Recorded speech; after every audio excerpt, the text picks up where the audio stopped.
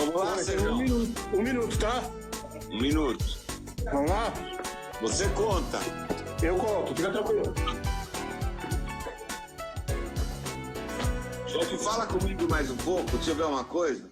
Tá tudo funcionando perfeitamente aqui. Vou desligar minha câmera já. Aí ela chegou perto, cara. Ela parou assim, né? Olá, gente. Eu sou o Davi, que vai fazer a transmissão aqui. Lúcio, desliga sua câmera já. Tá, eu Senão posso você fazer a contagem? Não, só queria saber se eu posso fazer a contagem, porque eu preciso cortar para ficar no ar aqui. Pode fazer. A hora que você quiser.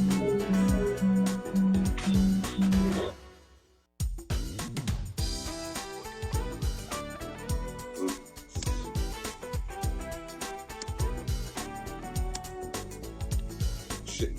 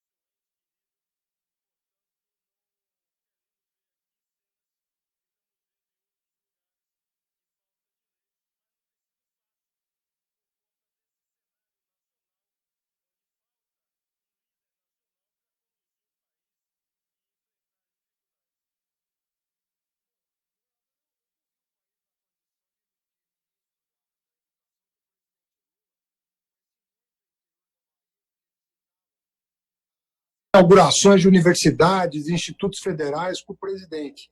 E mais recentemente, na campanha de 2018, o senhor me acompanhou em vários municípios do interior da Bahia. Foi uma alegria muito grande poder ver o prestígio do senhor, do Jacques Wagner, toda a sua base de apoio muito unida em torno de um projeto.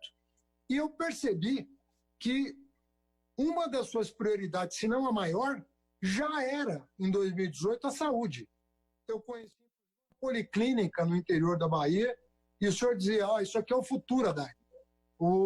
Isso aqui é o futuro porque nós conseguimos, com as policlínicas, integrar o SUS. O senhor era sempre um apaixonado aí pelo SUS, falava com muito orgulho do SUS e colocava a policlínica como um elo importante de conexão do sistema de atenção básica e de alta complexidade, que são os hospitais gerais e tudo mais. O quanto esse investimento que o senhor vinha fazendo em saúde ajudou no enfrentamento da crise? Olha, e muito, porque nós já temos aqui hoje, Haddad, 16 policlínicas em funcionamento, uma em cada território da Bahia, e temos mais 8 sendo finalizada, portanto, nós chegaremos até o primeiro semestre do ano que vem com 24 policlínicas em funcionamento na Bahia. E ao longo desses 6 anos, nós construímos mais 7 novos hospitais do SUS espalhados pelo Estado. Então, essas unidades, elas têm a função de fazer o diagnóstico, as policlínicas, porque antes as pessoas iam nos postos de saúde e quando precisava de um exame, precisava de uma consulta com especialista, era a maior dificuldade para conseguir. Na maioria dos municípios da Bahia não tem esse serviço e, portanto, ao abrir essas unidades regionais, nós conseguimos antecipar o agravamento de doenças que podiam levar a óbito essas pessoas. Só para dar um exemplo, Haddad, mulheres, por exemplo, chegavam com câncer de mama ou câncer de colo de útero, com câncer bastante avançado, porque não tinham onde fazer o exame. E, graças a Deus, com 2 anos de funcionamento do Hospital da Mulher, que também é um hospital novo que nós abrimos, e com o funcionamento da policlínica, nós hoje podemos garantir que qualquer mulher no estado da Bahia que descubra um câncer e que precise de uma cirurgia, no máximo, em 33 dias, ela estará na sala de cirurgia fazendo a sua cirurgia de câncer de colo de útero ou de mama, para, com isso, poder recuperar a sua saúde. E essa estrutura ampliada da rede de saúde tem nos ajudado a fazer esse enfrentamento e a montar esses leitos extras de UTI que nós estamos montando, boa parte deles. Ao invés de montar hospitais de campanha, nós temos transformado internamente alguns hospitais, ampliando o número de leitos de UTI dentro do próprio hospital ou construindo um anexo provisório ao lado do hospital. Isso reduz muito o custo de investimento do que construir um hospital inteiro de campanha e depois desmontar todo. Parte desses investimentos ficarão dentro dos próprios hospitais definitivamente. Já entrando na questão do coronavírus, governador, né, que desde dezembro do ano passado se anuncia como uma crise importante e desde março foi declarada uma pandemia, portanto, uma epidemia em escala global, os sanitaristas e epidemiologistas do Brasil, os mais conceituados, têm dito que o governo federal deveria ter providenciado pelo menos 4 ações importantes. A ação do isolamento social, para evitar ou reduzir a velocidade de contágio, justamente para dar condições da infraestrutura do SUS se preparar para o problema, porque nenhum país do mundo está preparado 100% para uma hecatombe dessa, então você precisa ganhar tempo, portanto, achatar a curva do contágio. Segunda coisa, garantir que os profissionais estivessem paramentados adequadamente para atender sem risco de se contaminar. A testagem era importante, né? E a ampliação dos leitos de UTI. Desde a declaração da pandemia, já se vão aí 60 dias, o governo federal pouco fez nessas 4 áreas. Aliás, numa delas tem atrapalhado mais do que ajudado. Era melhor que não fizesse nada, deixasse os governadores e prefeitos governando. Mas os sinais trocados que tanto o presidente quanto os seus 2 ministros da saúde, porque teve uma mudança de comando aí no meio do campeonato, isso bagunça a cabeça das pessoas que estão aguardando justamente uma diretriz única do país inteiro unido em torno de uma questão. Dessas 4 medidas, o que nós podemos dizer que o Nordeste e a Bahia em particular, né, o senhor falou da ampliação, e o número é extraordinário, a ampliação de leitos de UTI. O que mais que foi possível realizar nessa área sanitária? O Haddad, eu disse hoje pela manhã, numa entrevista com o Mário Kertz, que você conhece, já foi lá na rádio, eu disse a ele, olha, o Brasil está pagando um preço muito alto e pagará no futuro breve um preço maior ainda por ter errado na eleição presidencial, na última eleição presidencial em 2018. Porque você olha para outras nações da Europa, para outros países, e você vê os líderes mundiais colocar a divergência, a disputa política partidária de lado e unindo a nação de cada país para enfrentar esse vírus letal, mortal, que ceifou a vida de milhares de pessoas no mundo inteiro. Os Estados Unidos está passando hoje de 70 mil mortes só nos Estados Unidos. E, portanto, a gente olha para outras nações e vê o líder daquele país, seja presidente, seja primeiro-ministro, reunindo o povo todo, reunindo todos os partidos, dizendo, olha, vamos deixar a disputa partidária política de lado e vamos unir a nação a favor da vida, a favor do emprego, da renda. E aqui, infelizmente, a gente presencia exatamente o contrário. Um presidente que tem feito provocações, agressões a prefeitos e a governadores de vários partidos políticos, ou seja, uma verdadeira metralhadora giratória, um presidente que tem dado péssimos exemplos de como enfrentar uma pandemia global, eu diria até ajudado a disseminar o vírus da anarquia institucional e sem nenhum respeito às instituições, aos outros poderes, que, independente de qual é o ministro da Saúde, este ou o anterior, não apoiou, não incentivou e não estimula o Ministério a tomar iniciativas. Então, hoje, o Ministério da Saúde não conseguiu organizar a compra global de respiradores para fornecer aos estados, e os estados estão se virando, cada um como pode, para tentar comprar esses respiradores. Como você disse, sinais trocados, o povo se pergunta como é que o governador e o prefeito dão uma recomendação, o presidente da República dá outra. Então, isso é muito ruim. E, além do que, Haddad, eu diria que o presidente arrebentou completamente a imagem do Brasil no exterior. Eu diria que a imagem do Brasil no exterior está no subsolo, porque o Brasil perdeu completamente qualquer referência de respeito a nível internacional. E isso pode custar e vai custar caro, inclusive do ponto de vista econômico, porque eu tenho dito que para crescer a economia é preciso que uma palavra seja exercitada o tempo inteiro, que é a palavra confiança. É preciso que os investidores tenham confiança no Brasil, tenham confiança nas suas instituições para vir aqui colocar os recursos, sejam eles investidores nacionais ou internacionais. Nós já vínhamos patinando fortemente na economia e agora, infelizmente, a coisa vai se agravar e falta uma liderança, uma voz que possa unificar o Brasil, infelizmente, e nós vamos pagar um preço caro por isso. Mas eu espero que o Brasil tenha aprendido a lição, porque eleger prefeito, governador e presidente da República é algo muito sério e um erro numa eleição pode custar muito caro à população, como está custando ao povo brasileiro.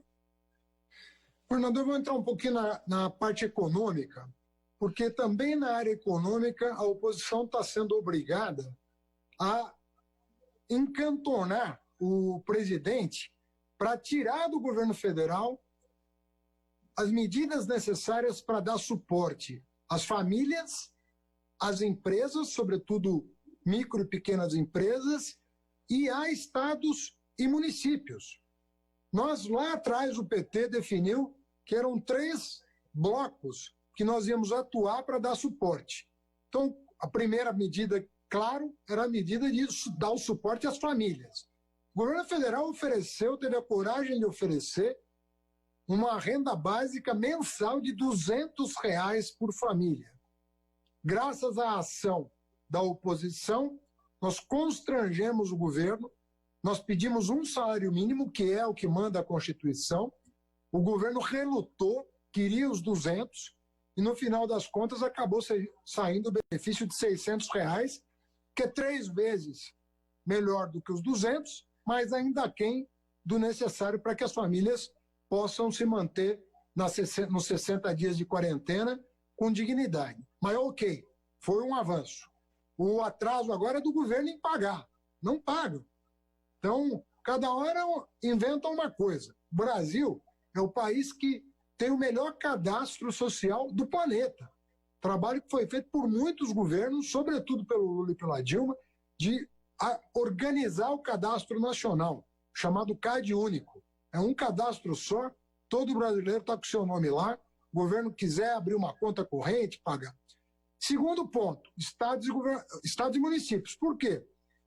Porque a arrecadação caiu, né, 30%, 40%, e se os estados e municípios não tiverem o suporte da União, não vão ter dinheiro para pagar salário.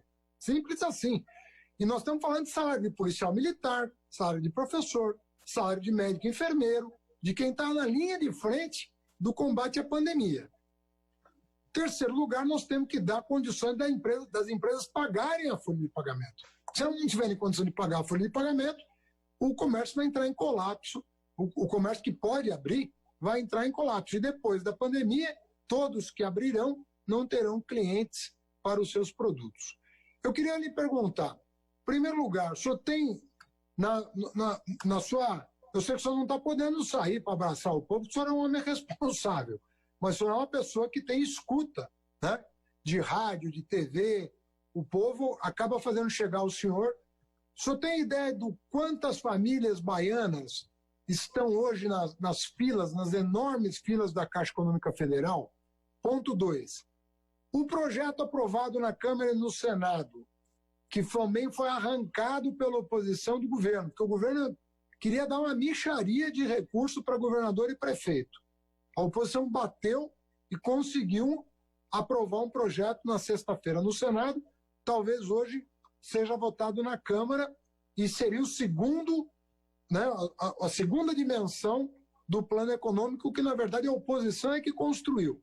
Queria que o senhor se referisse a as duas questões, as famílias e se o governo da Bahia está contemplado pelo projeto que a oposição praticamente impôs ao governo federal.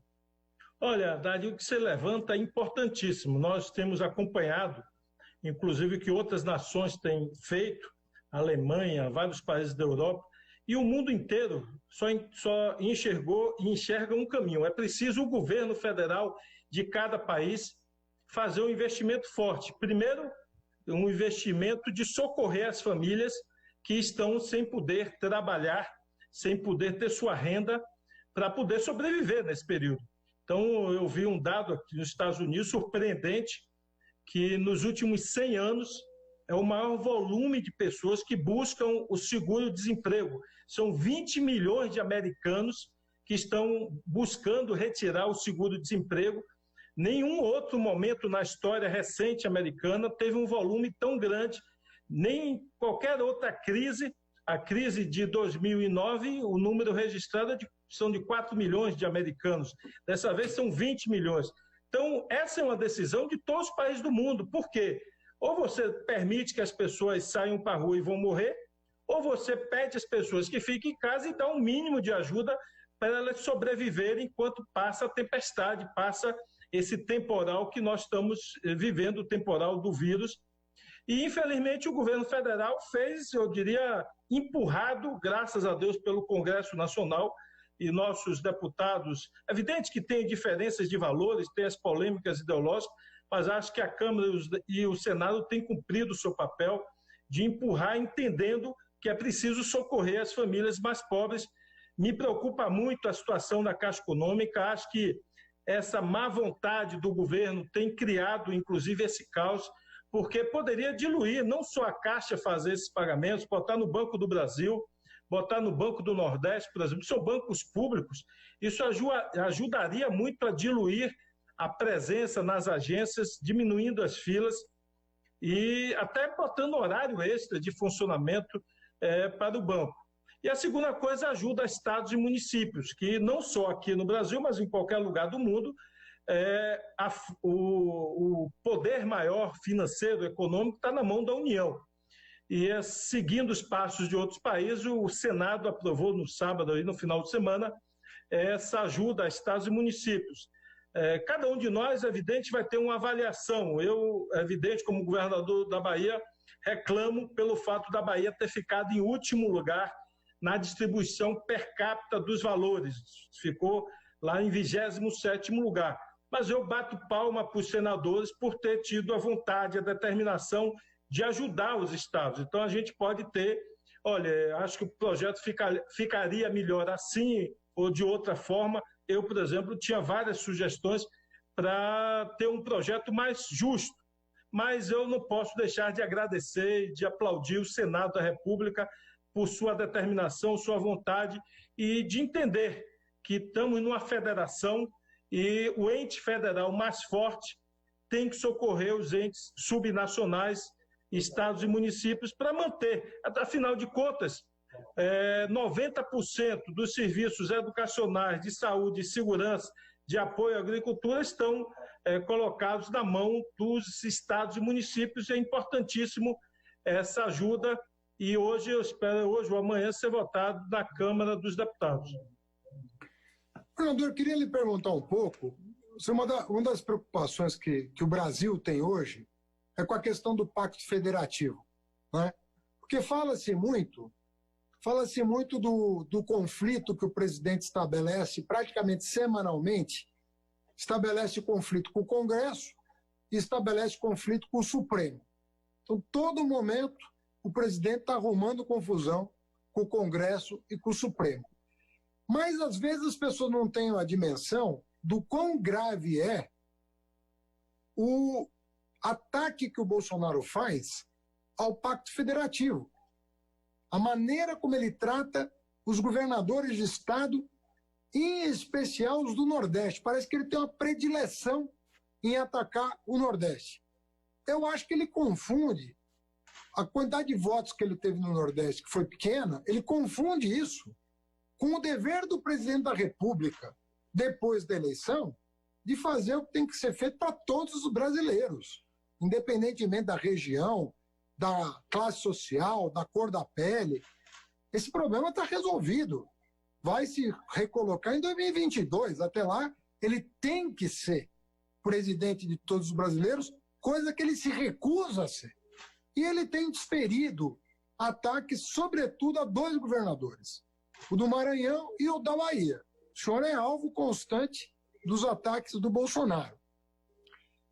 O que o senhor pode colocar no seu currículo, né? Porque isso, de certa maneira, o engrandece. Agora, do ponto de vista federativo, os cidadãos brasileiros estão preocupados, estamos preocupados. E eu queria perguntar o quanto, na prática, porque uma coisa é da boca para fora, mas eu estou perguntando o governo, não o Bolsonaro. O governo, os ministros estão atendendo os governadores. Eu sei que é virtual, não dá para fazer reunião presencial, nem estamos pedindo isso. Mas eu estou falando com o senhor aqui há 20 minutos, vou falar mais 20 e estamos conversando sobre os assuntos nacionais. Eu quero saber, o governo federal, qual é a atitude que ele está tomando em relação aos governadores? Os ministros, que tipo de atendimento eles dão? Com que respeito eles recebem as reivindicações? Qual o retorno que eles dão? É sério o compromisso deles ou as coisas estão sendo empurradas? O desconhecimento parece muito grande desse atual ministro da Saúde. Nem quero criticá-lo, porque ele está há tão poucos dias no cargo que nem cabe balanço. Mas a impressão que dá é que ele não conhece o SUS. Ele pode até conhecer medicina, mas o SUS é uma outra coisa. É um aparato enorme que acolhe mais da metade da população brasileira que não tem plano de saúde. 70% dos brasileiros precisam do SUS. Não tem a quem recorrer. Então, qual é o balanço que o senhor faz da relação federativa, governos estaduais, governo federal, sobretudo Bahia?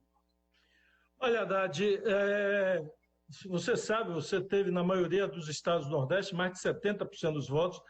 Na Bahia, você teve no segundo turno 72%, no primeiro turno mais de 60%. E eu tenho uma filosofia que na primeira eleição minha, em 2014, aqueles municípios que eu perdi a eleição, eu digo o seguinte, eu tenho que cativar, tenho que trabalhar bastante nesses municípios para, eventualmente, na próxima eleição, e ganhar. E nunca, em hipótese nenhuma, e perseguir este ou aquele município porque eu perdi a eleição. Mas, infelizmente, o atual presidente da República pensa diferente. Onde ele perdeu a eleição, onde ele acha que não tem apoio, ele, ao invés de tentar cativar as pessoas, o que ele fez até agora foi perseguir. Então, não só agora, na epidemia, ou na pandemia do vírus, antes mesmo, só para lhe dar um exemplo, você esteve aqui, conheceu obras nossas, como a obra do metrô, que vai fazer 3 anos agora, a obra concluída, 3 anos. A obra do metrô foi construída com dinheiro privado, dinheiro do governo federal e dinheiro do governo do estado. A parte do governo federal, até hoje, eles ainda devem cerca de 80 milhões ao estado da Bahia. Eu me referi há pouco que abri 7 novos hospitais. E eu tenho falei com o ministro anterior, falei com o atual ministro, o teto MAC, que é o teto de recurso do governo federal, que os estados recebem para bancar os serviços de saúde, o teto MAC da Bahia é igual ao de 2015. É como se não tivesse construído hospital novo nenhum. Ou seja, não foi acrescido valores novos para pagar esses novos hospitais. É a mesma coisa de eu dizer que a Bahia está bancando sozinha, como se fosse o SUS da Bahia, bancando essas unidades novas. Eu citei há pouco de 16 policlínicas. Nós bancamos sozinhos, junto com os prefeitos. Não há recurso federal no financiamento dessas policlínicas. Assim como várias outras obras que nós temos executado. Nós não deixamos obra nenhuma paralisar aqui na Bahia.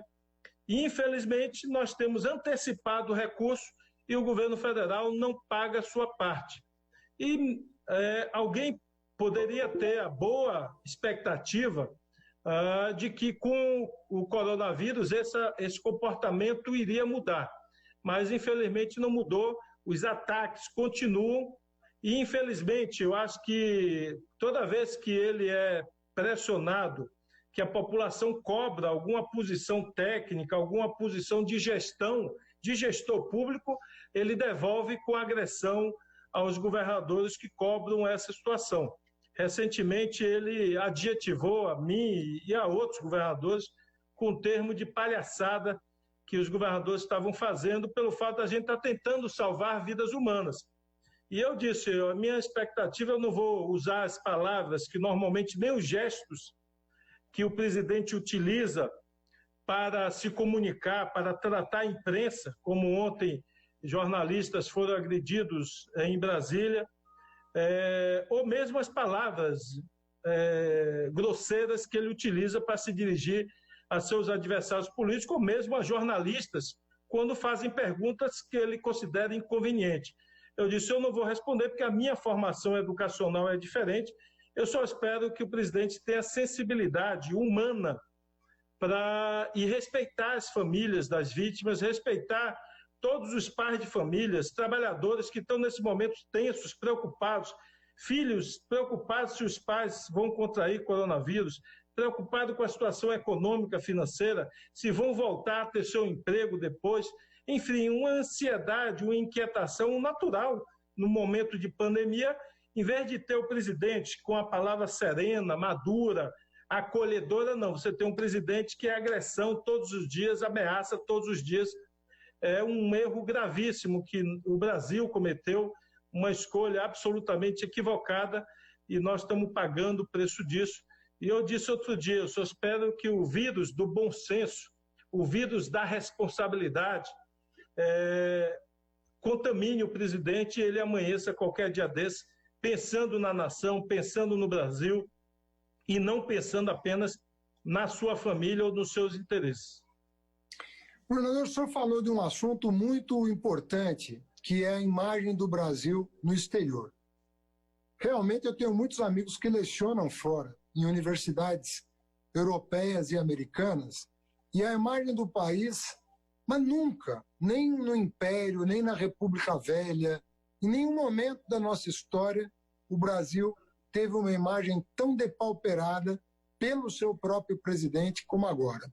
É uma situação realmente lamentável, que vai nos custar caro em termos de relações internacionais.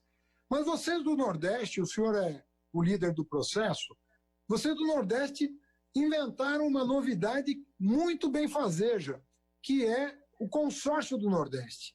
Vocês se uniram em torno do consórcio e resolveram agir juntos em torno de causas comuns.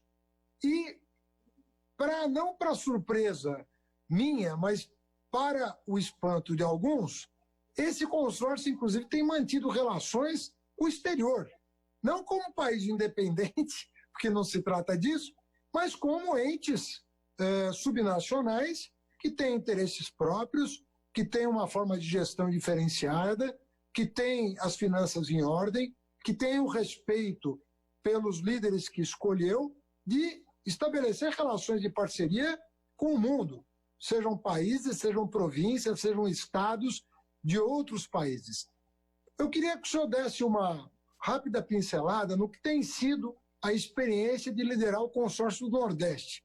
E se puder também falar dessa aquisição recente, que eu reputo extraordinária, que é ter o Miguel Nicoleles, que é um dos maiores cientistas brasileiros, e o Sérgio Rezende, talvez um dos maiores ministros de ciência e tecnologia da história do país, à disposição desse consórcio, justamente no ataque à pandemia. Haddad, é uma experiência, eu diria, extraordinária. Nós conseguimos unir. Muita gente ouve ao falar a palavra consórcio e pergunta: o que é o consórcio, governador? É a união institucional formal dos 9 estados do Nordeste. E formando essa entidade denominada consórcio, nós passamos a agir conjuntamente. Por exemplo, a fazer compras coletivas, e com isso nós conseguimos uma escala e conseguimos reduzir preços. Já fizemos compras na área da saúde e agora, no meio da pandemia, o consórcio, inclusive, negociou compras de respiradores. O primeiro lote deve estar chegando semana que vem, feito conjuntamente, dividindo cotas entre os estados do Nordeste para fazer com que os estados recebam esses equipamentos. E nós formamos o comitê científico que o Nicoleles e o Sérgio Rezende conduzem, com cientistas brasileiros, a maioria do Nordeste, mas tem de outras regiões, que estão colaborando. Alguns desses participavam de vários grupos internacionais de debate de ciência sobre o vírus. E nós reunimos todos num grupo só que tem dado orientações, feito cálculos estatísticos de progressões. Ontem mesmo eu falava com o Nicoleles, ele me passou vários gráficos de projeções de regiões aqui da Bahia, e nós também fizemos recentemente uma conferência internacional desse comitê com médicos chineses que trabalharam intensamente em cidades de alto contágio lá na China, onde houve a possibilidade de trocar experiências de protocolos de atendimento, de medicamentos com médicos e com esse comitê científico, ou seja, buscando garantir que nós estejamos na linha de frente com os últimos protocolos adotados no mundo inteiro. Tivemos contato com médicos italianos, médicos espanhóis, enfim, para que o Nordeste esteja sintonizado com o que está se fazendo de mais avançado, mesmo o vírus sendo recente, de protocolos nos hospitais e protocolos de acompanhamento médicos. Então, eu diria que é a grande novidade e temos conseguido, graças a Deus, pelo mesmo perfil, eu diria, são de partidos diferentes, nós temos governadores do PT, do PMDB, do PSDB, de vários partidos, mas todos com o mesmo pensamento, o pensamento humanista, o pensamento de cuidar de gente, de cuidar das pessoas, mesmo sendo de partidos diferentes. Isso tem garantido uma unidade muito forte dos governadores e, graças a Deus, chegamos até aqui diminuindo os impactos dessa crise, graças à nossa união e articulação dos estados, e vamos permanecer assim, agindo conjuntamente,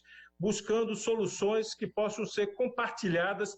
Por exemplo, temos um aplicativo de celular, o Monitora Covid. Quem está aí nos assistindo, mesmo de outros estados, você pode baixar o aplicativo para conhecer o aplicativo. Quem é do Nordeste pode baixar e utilizar, que é um aplicativo que busca fazer georreferenciamento das pessoas com suspeita do vírus.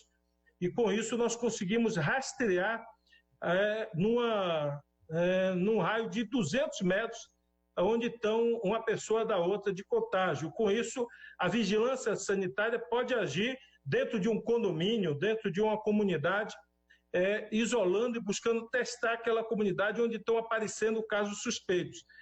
São algumas das iniciativas que o consórcio tomou.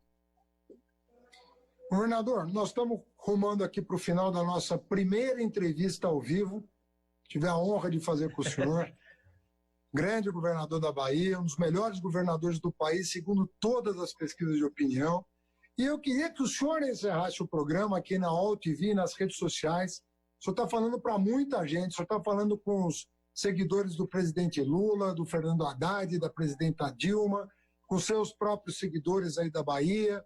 Então nós estamos aqui celebrando, se Deus quiser, um futuro melhor para a nossa gente. Eu queria que o senhor terminasse com uma mensagem de esperança, falando dos passos que o senhor vai dar para chegarmos ao ponto de podermos sair do isolamento social, voltar a pensar em desenvolvimento forte. O Nordeste, que viveu tempos maravilhosos há tão pouco tempo atrás, com o presidente Lula, com os governos do PT. Felizmente, os governos estaduais do PT e dos partidos coligados e aliados estão fazendo a diferença nos governos subnacionais, fazendo o Nordeste não perdeu o trem da história, que o Brasil, infelizmente, com o Bolsonaro está perdendo. Eu queria que o senhor dissesse próximos passos e concluísse com uma boa noite para os seus eleitores e para os seus admiradores.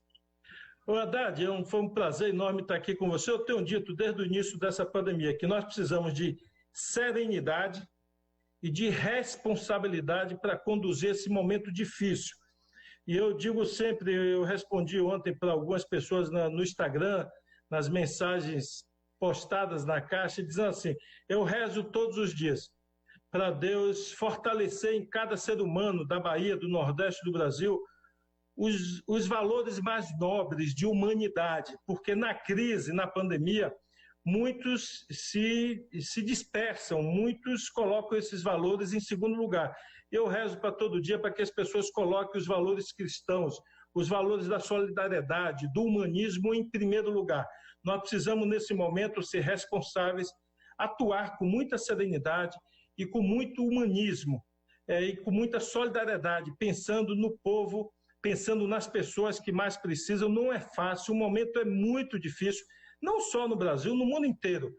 Mas nós vamos trabalhar firme. Nós vimos no ritmo muito forte aqui no Nordeste. Tínhamos feito uma viagem internacional agora pela Europa, buscando investimentos. Tínhamos marcado agora para março um grande encontro de investidores europeus aqui no Nordeste. Infelizmente, tivemos que adiar, mas logo, logo nós vamos retomar essa agenda do desenvolvimento, da geração de emprego e de renda aqui no Nordeste. O povo nordestino é muito grato ao Lula, à presidenta Dilma, pela expansão, e a você, que foi ministro da Educação, pela expansão do ensino superior aqui no Nordeste, do ensino técnico. Nós tínhamos pouquíssimas escolas, eu não vou cansar o público aqui dizendo números, mas só na Bahia nós saímos para 35 unidades de ensino técnico. Então, uma expansão da renda, da melhoria da qualidade de vida, e o povo ansioso para voltar a esses bons tempos, onde o povo é cuidado com carinho, com afeto. E essas são as minhas orações todos os dias. E com fé em Deus nós vamos voltar a ter um Brasil que busca ter diálogo com suas regiões, com suas diferenças, é um país continental, tem muitas diferenças, e logo, logo nós estaremos de volta no caminho correto da inclusão social, no respeito às divergências, no respeito às diferenças culturais, religiosas, porque o que faz a riqueza de qualquer nação, de qualquer povo, são as suas diferenças, sejam elas de natureza regionais ou culturais, ou mesmo religiosas e políticas.